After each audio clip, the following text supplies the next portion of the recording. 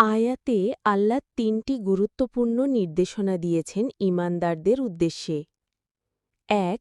এত্তাকুল্লাহা অর্থাৎ আল্লাহকে ভয় করো, অর্থাৎ তার অবাধ্যতা থেকে বিরত থাকো এবং সবসময় সচেতন থাকো যে আল্লাহ তোমার উপর নজর রাখছেন। তাকওয়া হচ্ছে ইসলামের মূল ভিত্তি, যা মানুষকে ভালো কাজ করতে এবং পাপ থেকে বিরত থাকতে সাহায্য করে। ২. ওয়াবতাগু ইলেইহিল ওয়াসিলাতা তার দিকে পৌঁছার উপায় তালাশ করো। ওয়াসিলা অর্থ নৈকট্য অর্জনের উপায় বা মাধ্যম।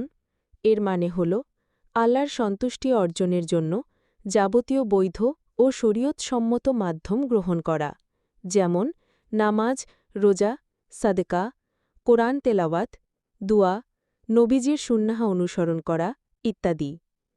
কেউ কেউ ভ্রান্তভাবে এই আয়াত ব্যবহার করে মৃত ব্যক্তিদের কাছে দুয়া চায়, অথচ এটি কোরআনের শিক্ষা নয়। ৩. ওয়াজাহিদু ফি সাবিলিহি অর্থাৎ তার পথে জিহাদ করো। জিহাদ শব্দের অর্থ কেবল যুদ্ধ নয়, বরং এটি বোঝায় সর্বপ্রকার প্রচেষ্টা, নিজের খারাপ প্রবৃত্তির বিরুদ্ধে, অন্যায়ের বিরুদ্ধে, দাওয়ার কাজে, ন্যায় প্রতিষ্ঠার জন্য ইত্যাদি।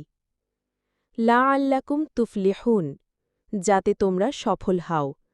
সফলতা এখানে অর্থনৈতিক বা দুনিয়াবি নয়, বরং আখিরাতের সফলতা, জান্নাত লাভ, আল্লাহর সাক্ষাৎ পাওয়া। সংক্ষিপ্ত শিক্ষা: আল্লাহর সন্তুষ্টি অর্জনের জন্য আমাদের তাকওয়া অবলম্বন করতে হবে। ভালো আমলের মাধ্যমে তার নৈকট্য অর্জনের চেষ্টা করতে হবে।